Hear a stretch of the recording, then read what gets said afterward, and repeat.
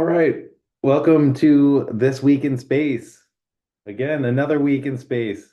I'm your host with the most, Jonah Emerson Bell, the blind stallion space wizard, coming at you every Monday when I can make Mondays work, usually at the same time, but right now I'm on vacation, doing a little traveling, dealing with multiple time zones. So making it work with what I got.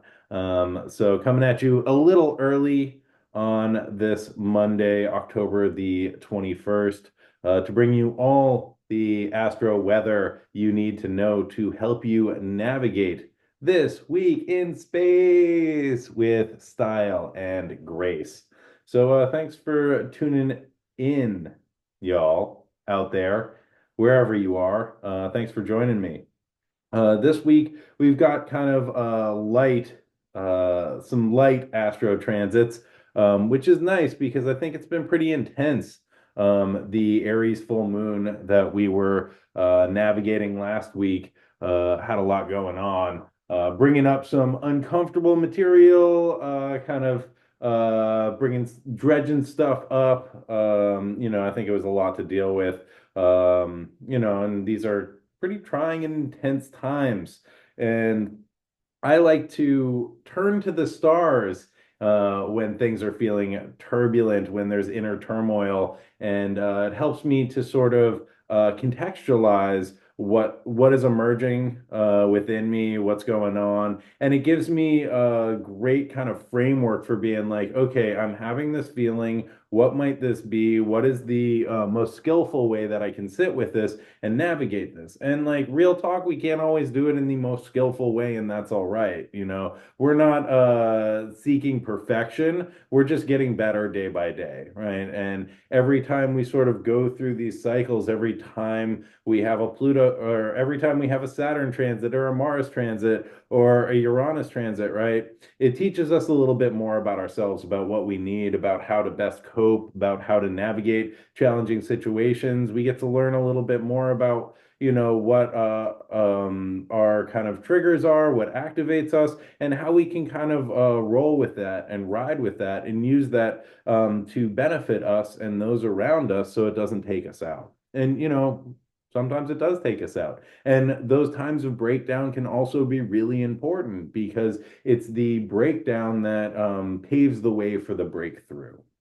The idea, though, is that we want to not be totally overwhelmed, not be caught off guard, not be left without resources or tools, not be caught flat-footed. And I think that astrology gives us a great way of kind of understanding what emerges in our internal system based on the relationships that are happening in the cosmos.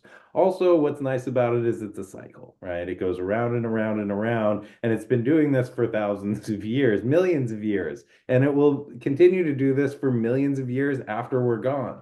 And so we can look at these cycles and be like, okay, last time this happened in the world, or last time this happened in my life, this is what was going on, and this is how it felt, and this is how we navigated this as a collective, or as this is how I navigated this as an individual. And man, like, let me see if I can do it differently this time, right? And I think that the cyclical nature of the cosmos and astrology is really helpful because it allows us to accumulate data about what's happening in my internal system and the ways that I'm able to relate to the external world based on the kind of like activation that this brings and the resources that I can call in.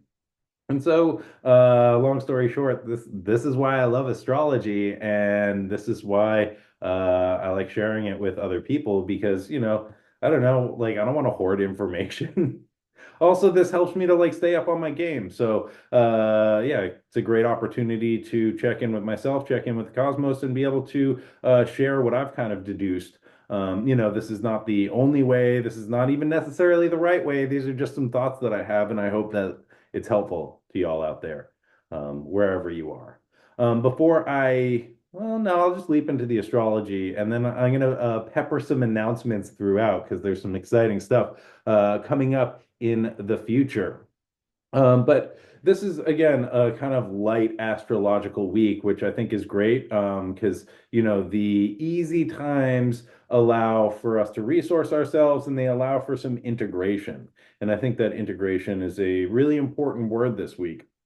And kind of well and I think that that word gets tossed around a lot, right? Everybody's like integrating this and integrating that, and I don't know if there's like really good definition. Like I haven't heard very many really good definitions. The closest thing that I got to a great definition with integration comes from this woman, Kate Cook, who is a psychodrama practitioner that I was fortunate enough to do a workshop with. And she was talking about integration as like taking events, right, breaking them down into their component parts, being able to examine the component parts, and then recombining all of the like into the whole, right? Which I think is a really helpful definition and is also pretty alchemical because in the alchemical process, that's sort of what you're doing. And it's the like dissolving and coagulating, which is a core alchemical tenet, right? Where we like take the whole material, right? The matter, right? The situation, and we break it down into its component parts and purify each of the parts, right? Or kind of like get to an understanding of like, oh, this is what this is. This is what this feeling is. This is what this response is. And then after developing awareness of like, what are these component pieces of this experience and my response to the experience, being able to recombine them into the whole again, right? And sort of that is the way that I like to think about integration now. And maybe that's a helpful definition, or maybe that's a helpful concept. But I think that this week provides the opportunity for some of that integrative work, for some of that, like examining the core components and then being like, what's working, what's not working, how can I recombine these into something that feels really helpful, right? And so Tuesday, October the 22nd, or first off, on Monday, October the 21st, the moon moves into Cancer, which I think is very nice. The moon rules Cancer and feels at home there. So I think that the moon being in Cancer also will help with some of the feelings, right? Integrating the feelings or sitting in the feelings, or also being able to nurture and nourish and care for ourselves and resource ourselves as we move through the week. And I think one of the things that's really important with like any integrative process is we kind of need safety to be able to do that, right? And I mean, safety may be an illusion, it may be a myth, right? But, I think that there are places where we feel more at home, more secure, more safe than other places, right? Being in your home, maybe you feel a lot, more regulated than when you're walking around on the street, right? Or driving in your car. Maybe driving in your car, you feel more safe than being at home, right? We each have our places where we're able to sort of like feel that sense of ease, feel that down regulation. And I think that's really important, right? And so while like there is no ultimate safety, right? I think that there are places that we're able to feel more at ease, and those places are really important because they allow us to sort of come into a sense of relaxation and do some of the deeper work that may not be possible when we're rushing around or, at work or, doing all of this sort of daily chores of living, all of these sixth house things where we're kind of bailing out the boat constantly so we don't sink, right? It's really hard to kind of like think about, oh, like these are all my experiences and how do they fit together when we're kind of, navigating the world and dealing with challenges and feeling varying levels of activation. And so, with the moon in Cancer for the first part of the week, I think that it can provide a sense of like, right? And thinking about like, what do I need to do to care for myself? And what do I need to like create a little comfort in my system, whatever that looks like, and I think that there's a little bit of emotional ease that the moon in Cancer can bring. So, anywho, Tuesday, October the 22nd, we have Mercury in Scorpio trining Saturn retrograde in Pisces. This is going down at 13 degrees and 12 arc minutes of these water signs. All right, so we are getting a water trine between Mercury in Scorpio, which is fixed water, and Saturn in Pisces, which is mutable water. And so, with the Saturn Mercury relationship, oh, also, trine is a harmonious relationship. So, Mercury and Saturn are sort of like catching the same vibe, right? And this vibe is emotional, being in water signs, right? And so, Mercury dealing with our mental faculties, our cognition, our thoughts, and our speech, right? How we are putting information together. Saturn is the planet of discipline, of focus, right? Of limitation and structure. So this is a great time for some mental focus, right? For doing the difficult mental work. Right. And this also might be the difficult mental emotional work, processing some difficult feelings, right? Or sitting through the feelings and being able to stay focused, right? And so this is a great time for engaging in intellectual projects that require focus and mental discipline, right? This also might be a great time for putting off those mental projects that you have not wanted to do. The editing or the writing or the revising or the having hard conversations that you haven't wanted to have, right? Because no one wants to have hard conversations. But Saturn is like, okay, now like this is a great time to do the difficult thing that you don't want to do, right? And Mercury's like, cool, let's talk about this. Let's think about this, right? So this might be a good time to have some deeper emotional conversations that like don't feel fun but need to get done, right?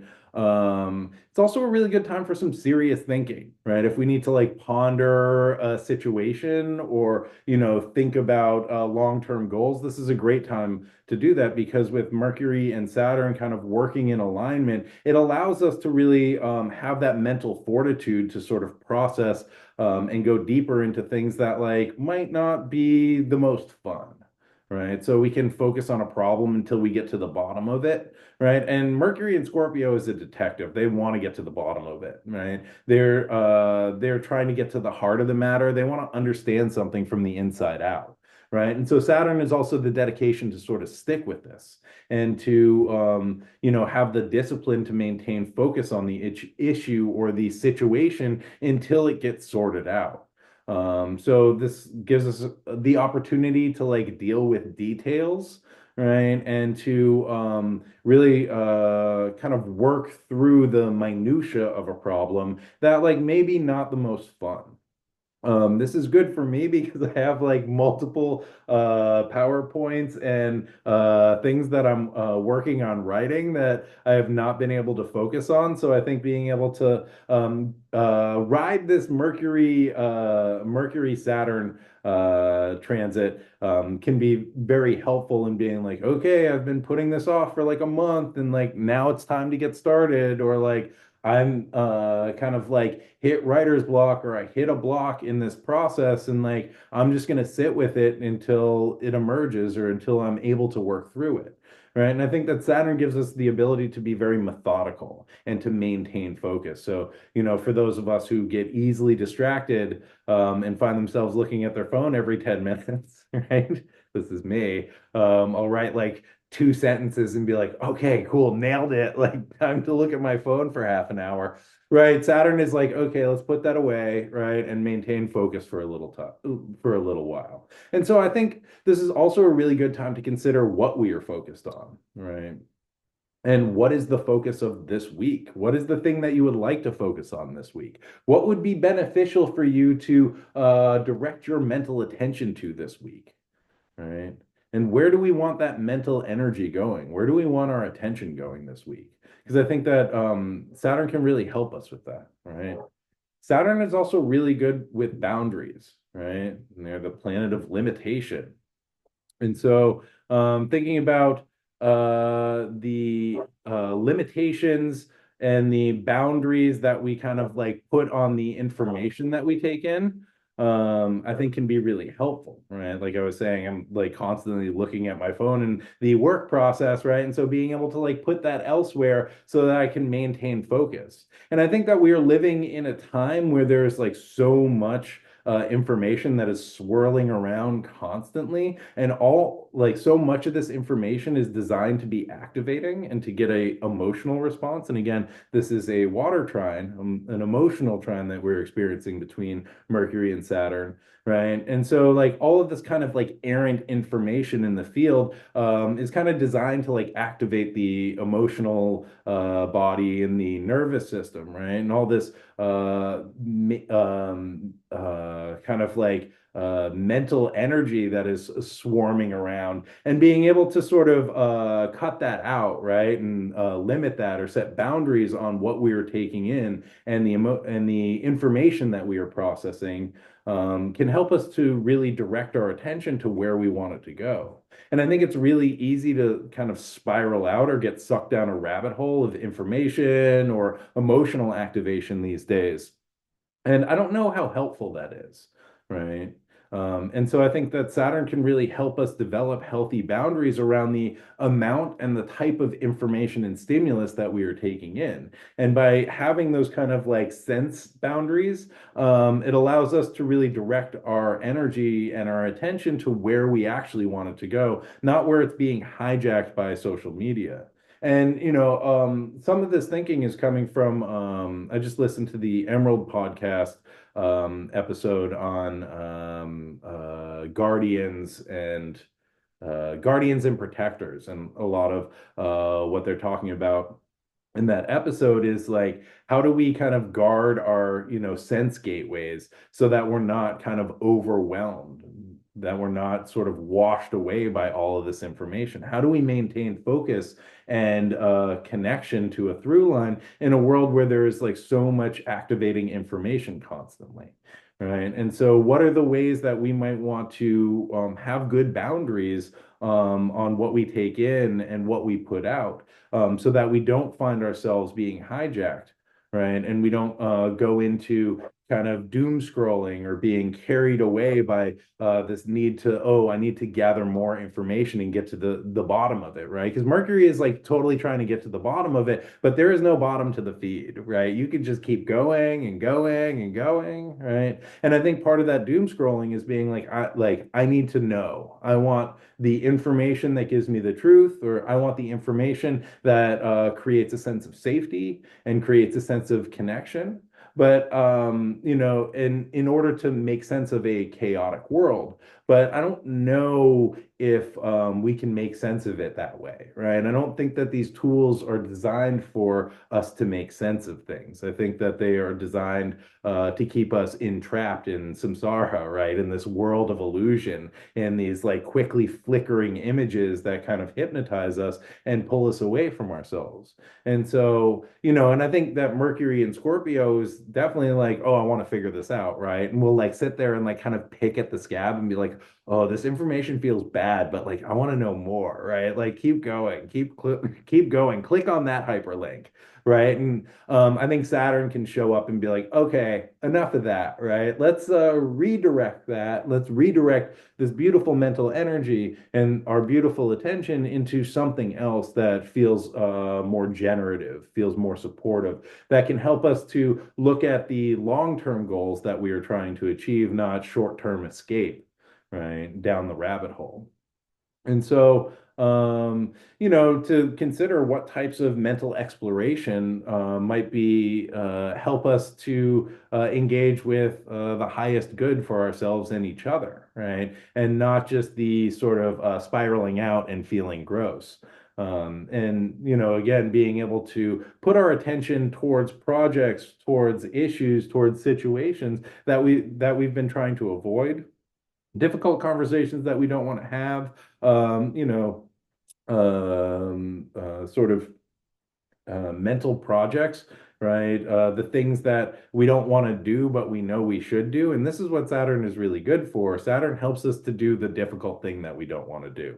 And Mercury is like, cool, like this is our attention, like we're going to figure this out. And so, starting off this week, good time to focus. What you want to focus on is up to you, but just like watch out for the sea of distraction, you heard? Okay, so also Tuesday, October the 22nd, and this is a big day. Tomorrow's big day. This is when we're getting most of our transits. We have the Sun in Libra squaring Pluto in Capricorn. This is going down at 29 degrees and 40 arc minutes. So, like, very, very last minutes of these cardinal signs. The sun will move into Scorpio just after this square perfects, thus kicking off Scorpio season. And Capricorn's got another couple weeks sorry, Pluto's got another couple weeks in Capricorn before they move into Aquarius for the next 20 years, which is big stuff. So, this transit, not an easy one. I'm not gonna lie to you, not an easy one. Um, we have the sun, which is our, identity, our ego, our ability to sort of shine our light into the world, and Pluto, which is the shadow. It is everything that we don't want, everything that we're like, that's not me, right? Everything that we have disowned, everything that we have pushed into the underworld. Right. Pluto represents deep fears and survival drives. Right. And so with Pluto squaring the sun, and a square is a challenging aspect where these planets are at cross purposes. Right. And so this can bring up fears about who we are, right? What I'm doing, am I good enough, right? Um, our ego identity, our sense of self becomes challenged with this square. And it can bring up survival fears. Oh, if I don't fit in, if I'm not good enough, right, then maybe I'm not going to be okay. Maybe I'm not going to survive. Pluto is also a planet of power, right, an obsession. And so this can bring up power struggles, and it can create external pressure or internal pressure, right? And this can create situations where what we want to do, our ego self wants to do, comes into conflict with systems that are larger than us and have more power than us. And this is an opportunity to consider how do we navigate that, right? The sun, we can also look at this as the sun as illuminating, and again, Pluto the shadow. And something to think about is no matter where we shine the light, right, there is always a shadow that's cast. We never get rid of the shadow, right? It is always moving around as the light moves around, and we turn the flashlight on the shadow, right? It disappears and goes someplace else. And the brighter the light, the darker the shadow, right? And so, um, and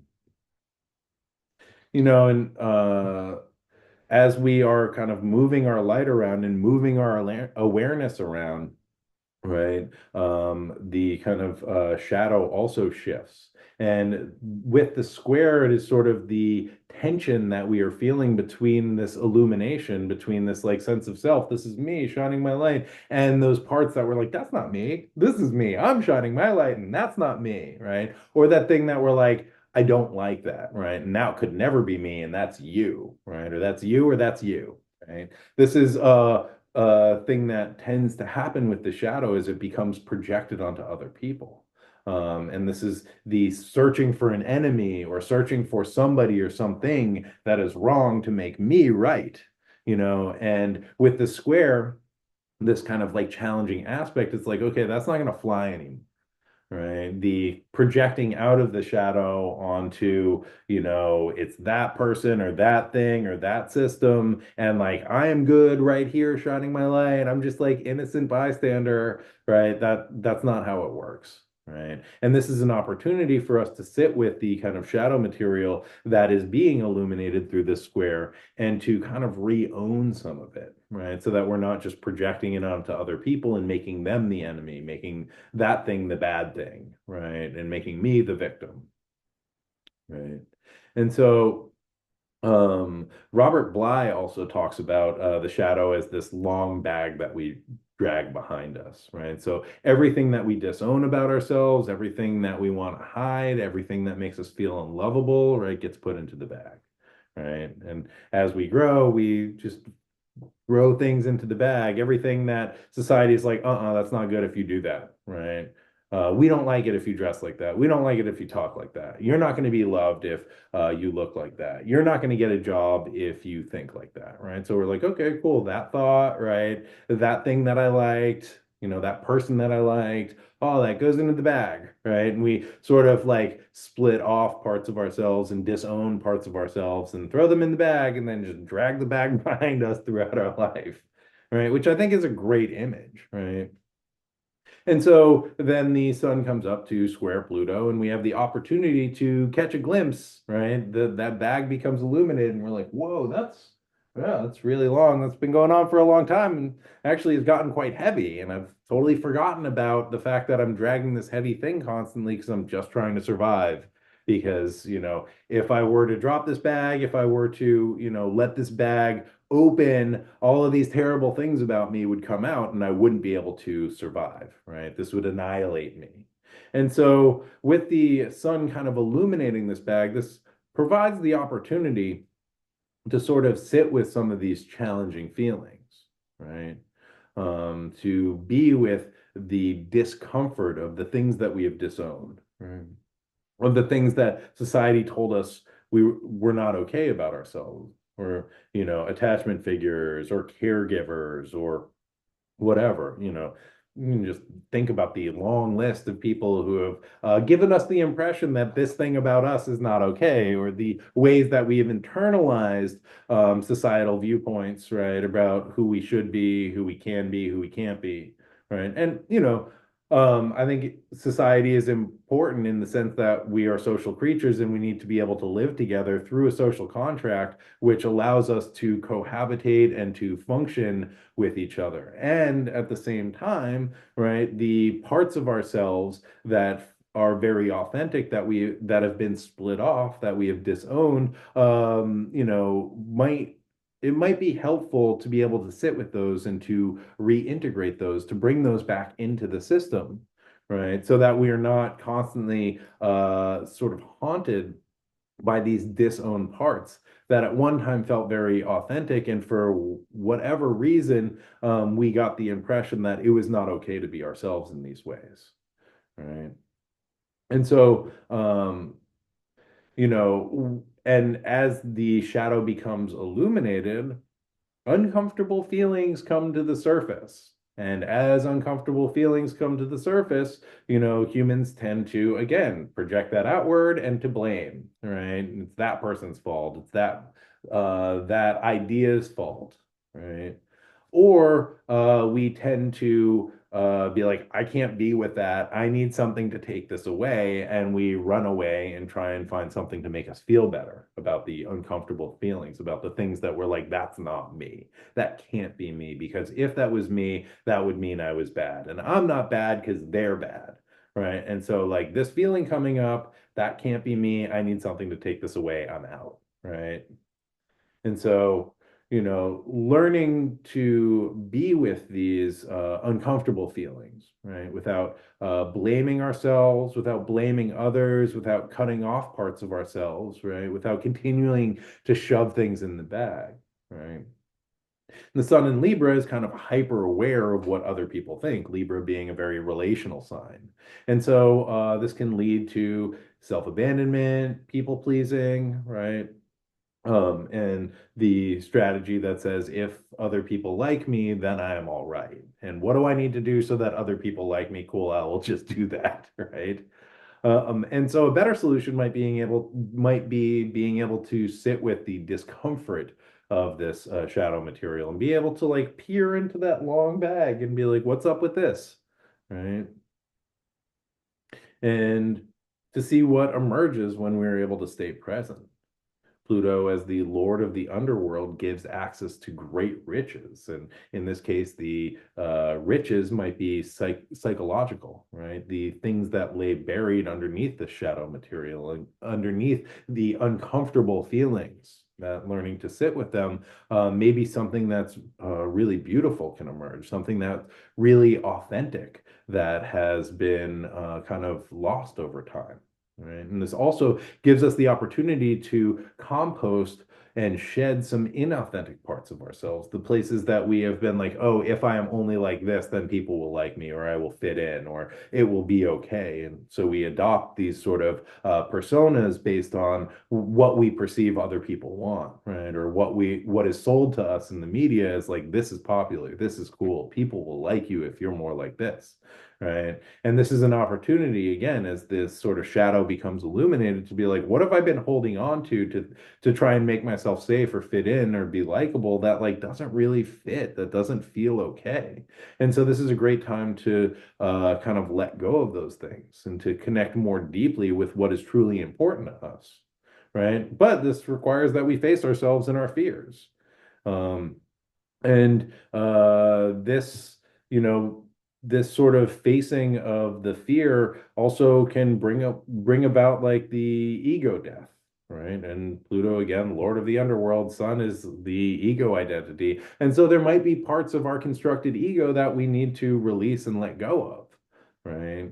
So that we can undergo the process of rebirth and transformation. And this is not easy and it's not quick, but this is a opportunity to kind of begin this process, right? And the sun interacts with Pluto through hard aspect about 4 times a year, right? We get two squares, we get an opposition, we get a conjunction. And so the synodic cycle of Pluto and the sun provides the opportunity for us to sort of work through this difficult material. And the square is like, how is this going, right? What needs to be updated? What needs to be shifted? What are the sort of parts of the shadow that you're still struggling with that feel uncomfortable, but we've gotten so used to that they just become parts of us?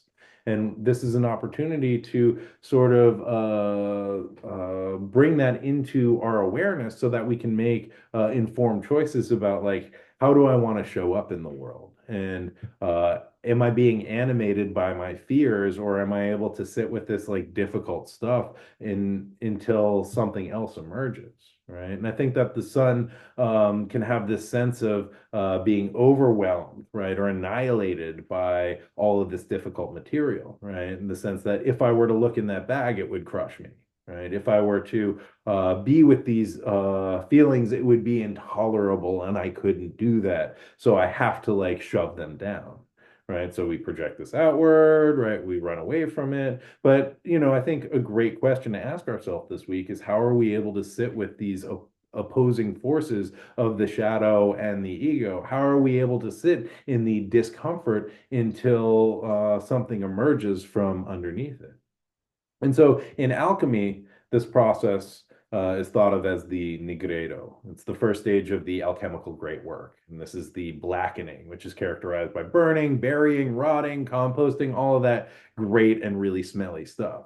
Right. And in this stage, old psychic structures and ego identities are examined, and parts of them are composted, which allows us to begin the process of psycho-spiritual growth and reintegration, right? So the things that no longer feel authentic, right, that are no longer these vital things for survival, we can examine the kind of old shell of the self and be like, is this working, right? Is this who I want to be? Is this who I actually am?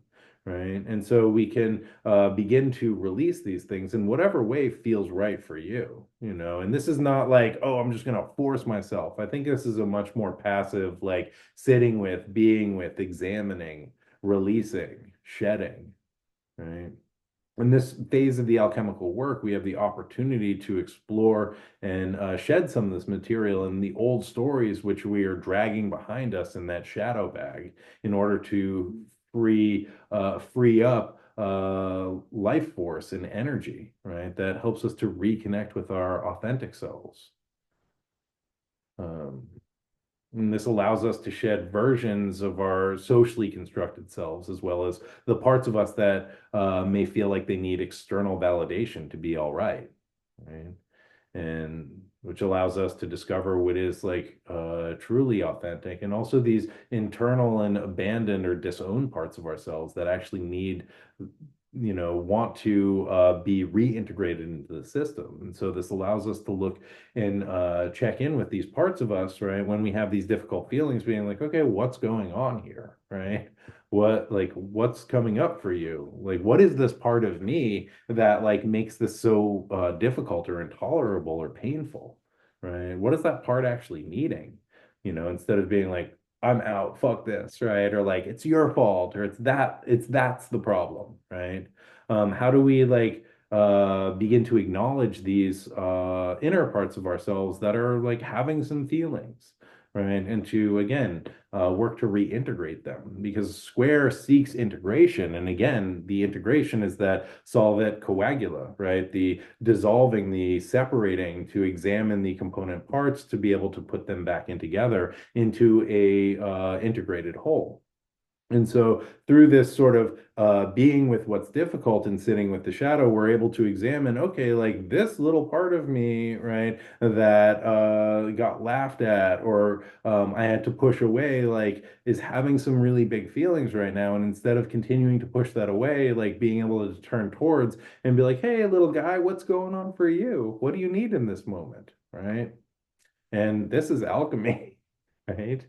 And this is a way that we are able to sort of begin to integrate that shadowy material so it doesn't hijack us, so it doesn't overwhelm us, so it doesn't force us away from ourselves. And so, yeah. And then later that day, the sun will enter Scorpio. Right? And so, just a note on that. Libra is concerned with creating win-win situations and interactions that benefit both parties. Libra is interested in social engagement and the relational dynamic. And as we move into Scorpio, we become more concerned with the depth of individuals and situations and relationships. No, not so much the relational dynamic that we're concerned with, but the intense connections through which lasting relationship is formed. Right. And so one of the things that comes up with Scorpio and Scorpio season is vulnerability and trust that is required for deep intimacy. And this intimacy is not just about like sexuality, right? Intimacy can be about, death and can be about hardship and can be about pain, right? And dealing with taboo subjects like secrets or finances, right? Or the inner workings of family systems or individual systems. So it's not about sex, and a lot of times, like sex can be not intimate, right? It's being able to like sit in silence, right? It's like really intimate, or like sitting with discomfort or dealing with like challenging material can be much more intimate in some cases. So just wanted to bring that in, right? And also with Scorpio season, the veil becomes thinner, right? And so this is an opportunity to connect with our ancestors and the dead and the people who have come before us, right? And this is the opportunity to honor our place in a lineage, the place in between what came before and what will come after, right? And on that note, I do a ast astrologically themed. Oh, what's up, Lindsay? Nice to see you, my friend. I do an astrologically themed radio show almost every week. Now it's about like once every other week.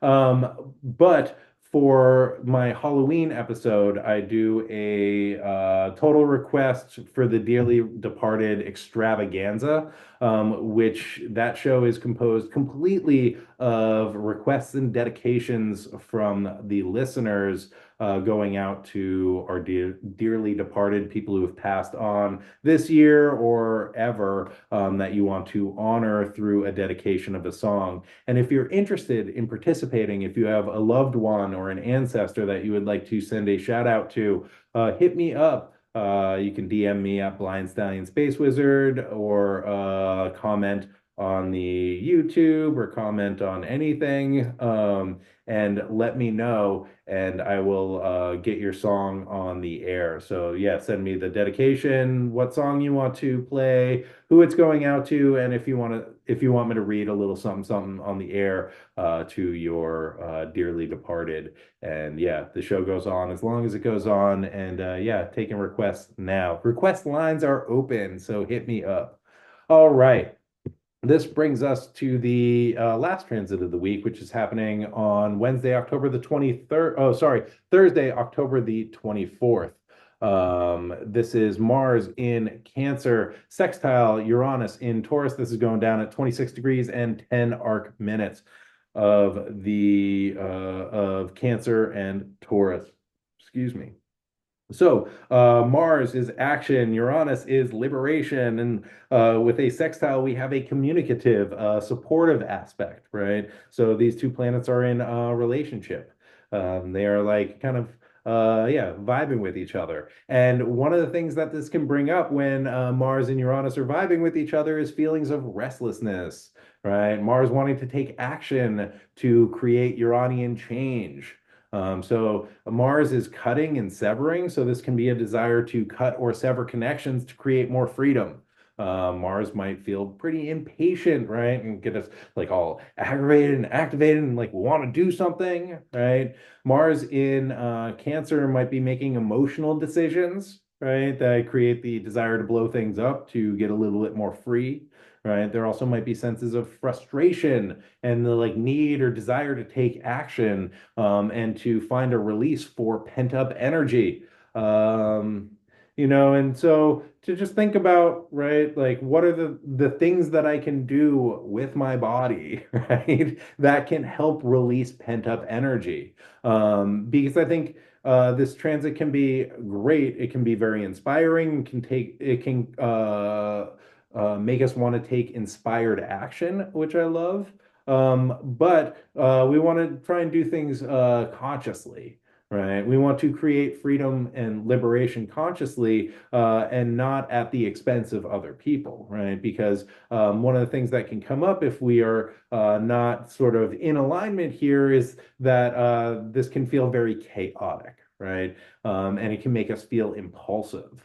Right? Like Mars in Cancer is like, oh, I'm having all these feelings and I need to do something with them, especially coming off of that Pluto square the sun when we're like, oh man, like I've been sitting with all these difficult feelings like Jonah told me to do, and now I'm like sort of like need to do something, need to break something, need to run, need to like, quit my job, right?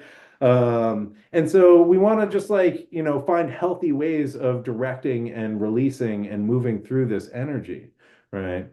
And so, I think that like having new experiences, being creative, novelty and excitement are great ways of feeding the parts of ourselves that might feel stuck or trapped, right? And I think just to backtrack through this week, right, we have this like Saturn trine Mercury, so this kind of mental focus, right, and the ability to do that difficult work. Then we have the Sun squaring Pluto and the sort of difficult feelings that are emerging, right? And the sort of shadow material that we're sitting with. And now this is an opportunity to sort of take action to create a little bit more freedom and create a little bit more authenticity, which I think is great. And we want to do this in sort of conscious and intelligent ways or skillful ways, right? So we don't want to act impulsively to blow things up in a way that causes us to feel more trapped or stuck in the long run, right? And so we want to find ways of creating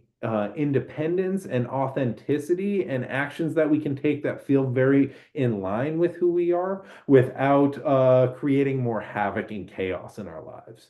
And, one of the reasons that I say this, is because Mars is going retrograde on December 6th.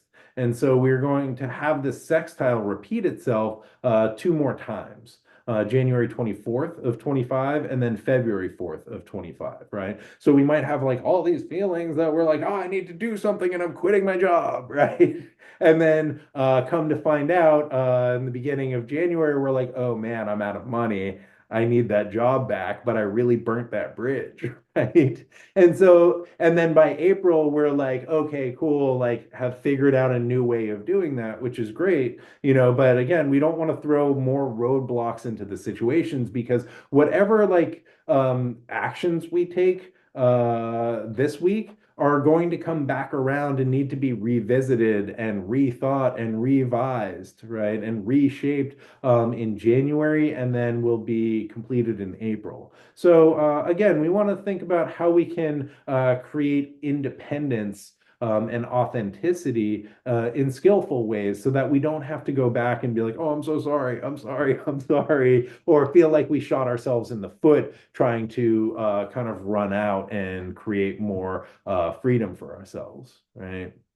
Um, yeah. So yeah, and again with the kind of repeated sextile action, right? We also might want to consider that cords that are being cut now might need to be recut and recut again, right? Or actions that are taken to create independence might need to be taken again and reiterated, right? So just be aware of that as we are taking these actions, ideally to create more authenticity and deeper connection with ourselves. Um, that we're going to have to reiterate that, right? That we might have to do more cutting, that we might have to like clear a path again, right? We might be like, cool, path all totally cleared, like I'm good. And then come back and it's all overgrown again, right? Or we find ourselves entrapped in something similar that we might have to reiterate our independence again a couple times.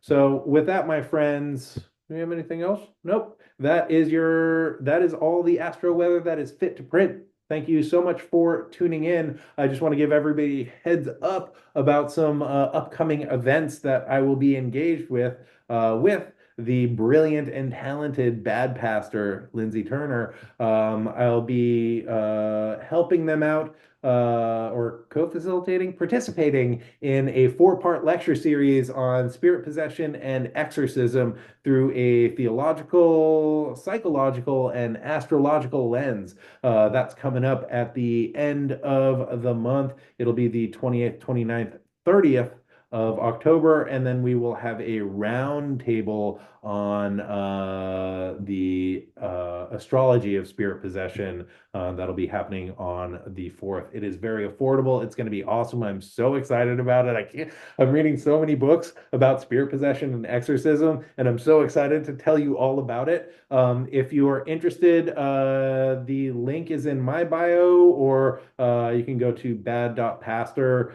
at Instagram, and they have a link in their bio. I'll put some more stuff in my stories. I'll put links everywhere, but come check it out. It's going to be awesome. It's going to be life changing. You might think you're possessed. You might not be possessed. I don't know. We'll figure it out. We'll get to the bottom of it. I guarantee you. Also, yeah, send me your dedications and requests for the total request for the Dearly Departed Halloween Extravaganza episode, volume 5. I think we're up to 5. It's a good time and a great way to honor our dearly departed because the dead love to party.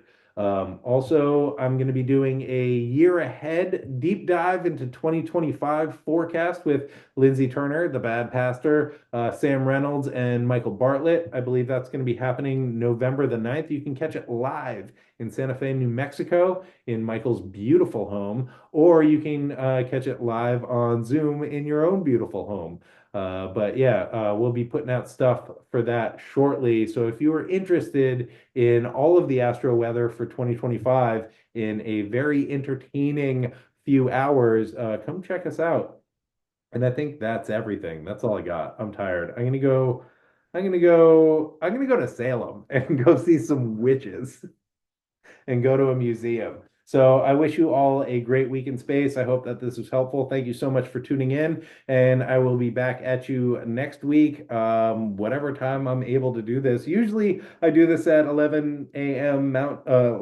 Sorry, 10 a.m. Pacific time, 1 p.m. Eastern time on Mondays. I'll try and get back to that when I'm back from this trip, but catch it while you can, catch it where you can, and I'll always put this up on YouTube, and you can find me there at Camp Wizard Camp on the YouTube. And yeah, listen for my radio show, check me out next week, and then yeah, have a beautiful week in space, my friends. See you next time. Bye now.